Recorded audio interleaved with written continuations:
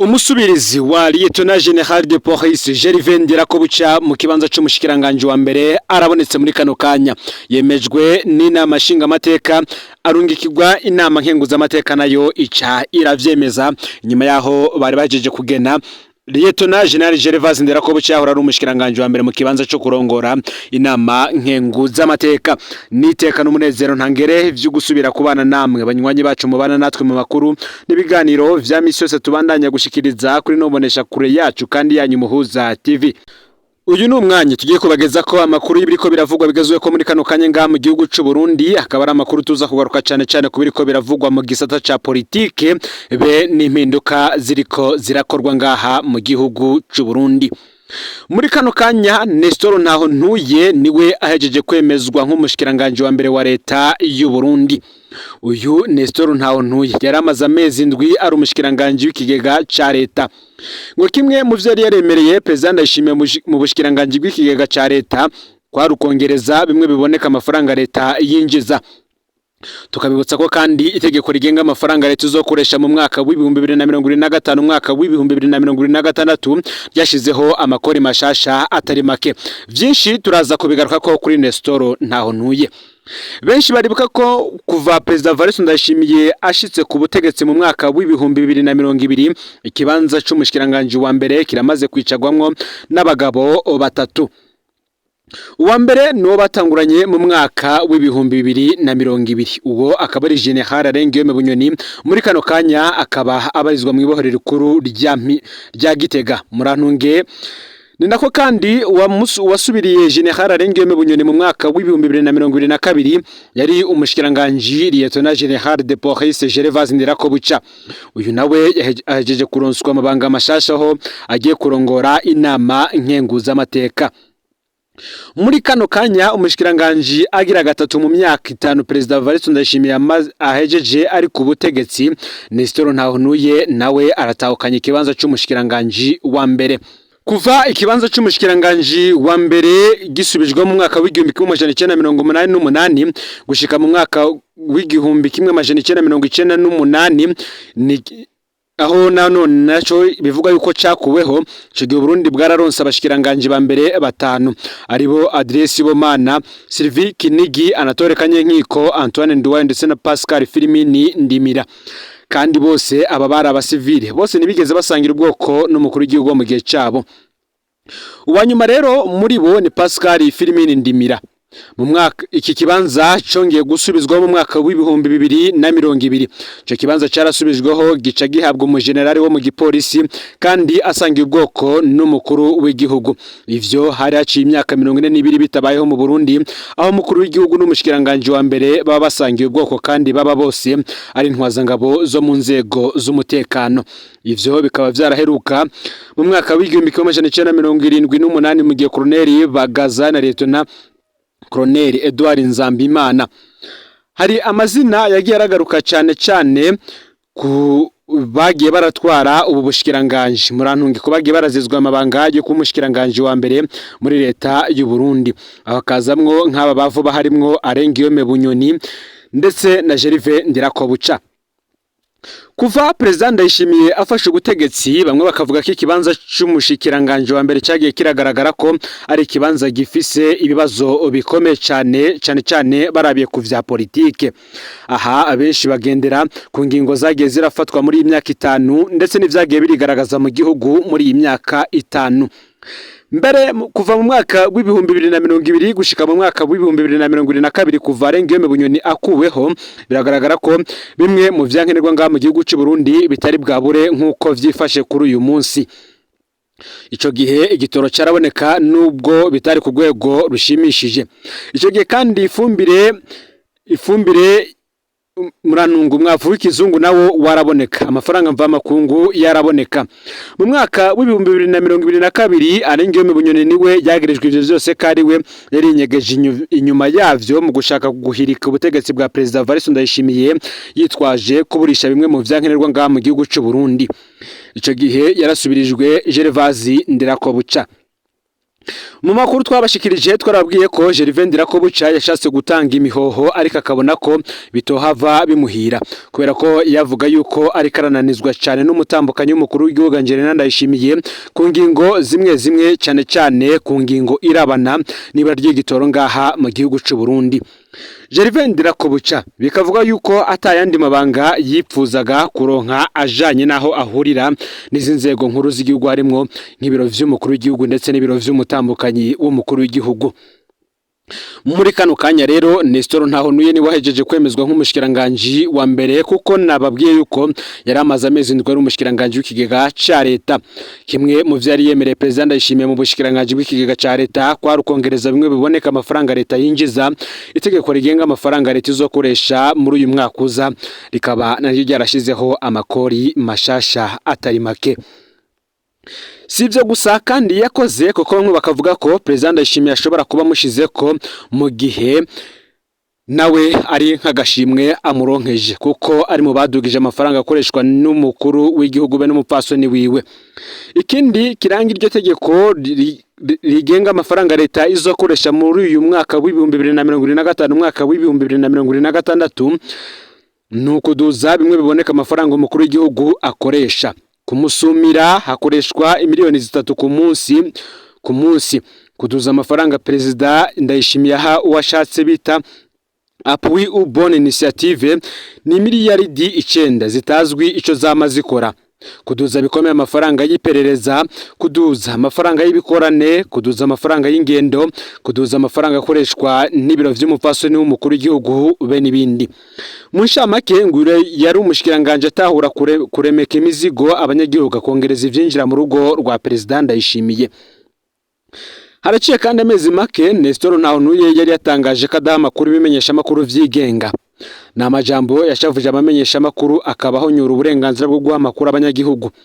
Ngo amakuru y'ibanga yavuga ko kandi Angelina Ndayishimiye umutambukanyi w'umukuru w'igihugu yipfuza umukenyezi azomworohereza guha amategeko ari muri iki kibanza kubera ko abagabo harimwo nka General Arengiyome Bunyoni na Lieutenant General Gervais Ndirakobuca bari baramunaniye.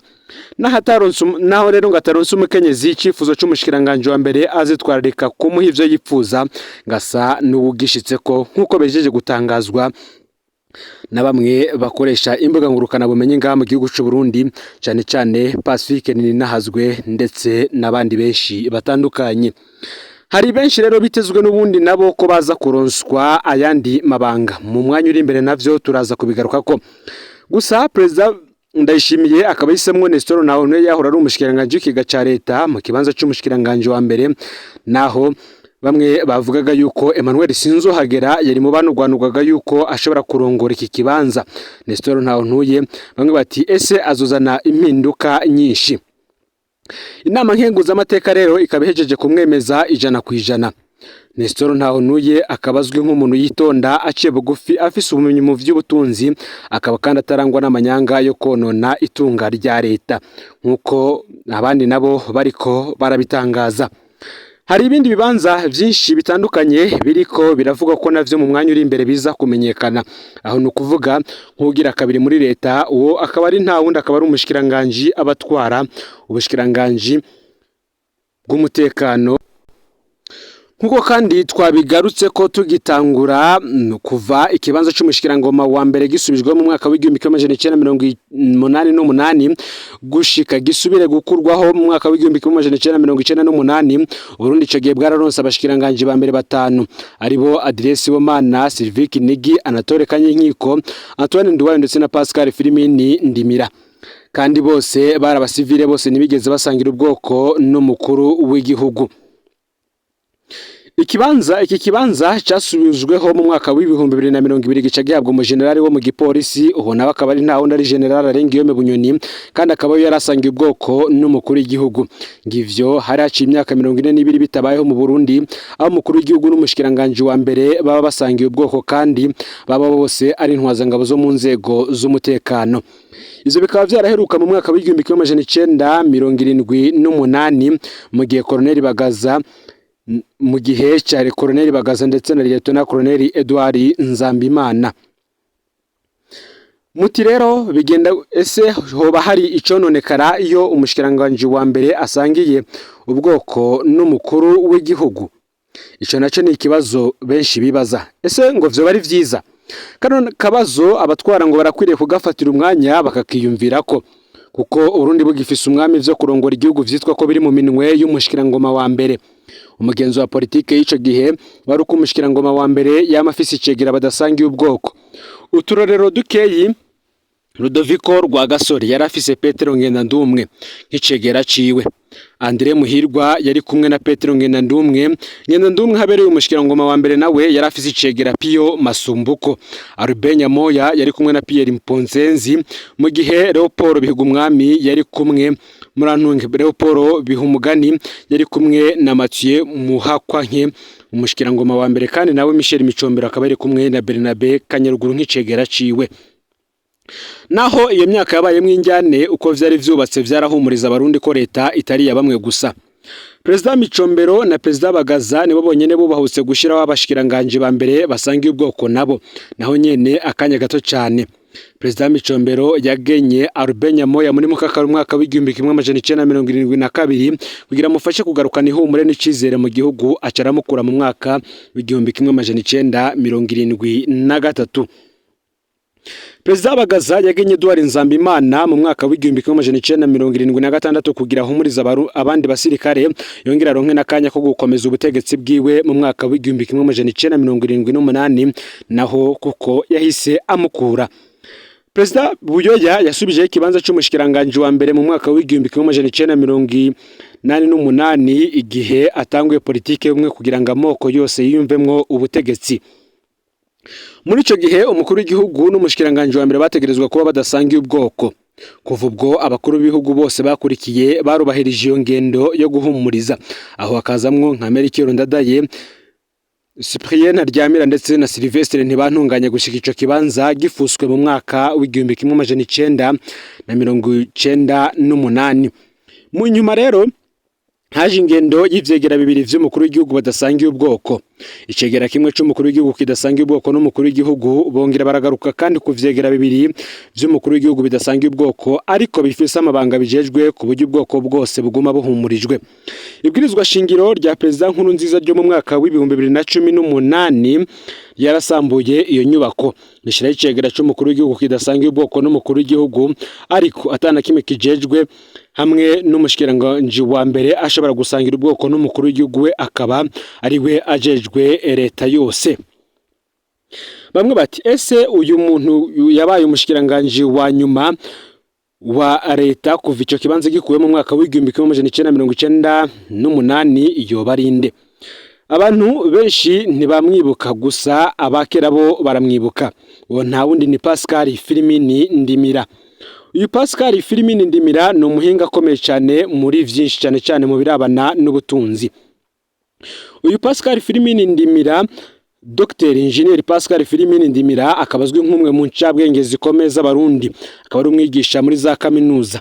Uretse kuba yarabaye umushikiranganje wa mbere, Pascal Filimini Ndimira yarajejwe yandi mabanga menshi ahambaye. Uyu yarabaye umuyobozi wa kaminuza y'u Burundi, umushikiranganje w'uburimyi n'ubworozi, yarakoreye banki y'isi yose mu Burundi, yararongoye SBF, ari no mu bashinze kandi akanarongora ikigega Cofide be na kaminuza y'Ingozi. Ku rwego mpuzamakungu, uyu Pascal Filimini Ndimira yarabaye umuhinga yigenga mu vy'ubutunzi, consultant international. Yongera kandi arabigiye kitari gitumanuza adasanzwe ajejwe ibibazo vy'ubutunzi mu biro vy'umukuru w'igihugu ca Togo, Fole Nyasibe. Mu vya politike, Pascal Filimini Ndimira yarongoye leta ari mu mugambwe UPRONA.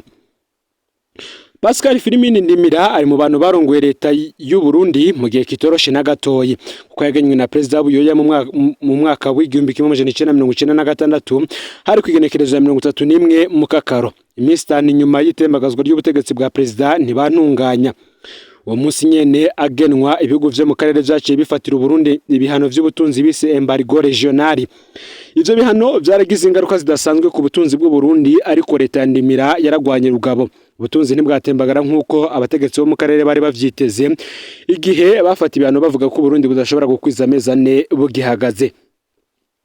Leta Pascal Filimini Ndimira yariho kandi mu gihe ikirobere naco cabandanye ibitero mu gihugu.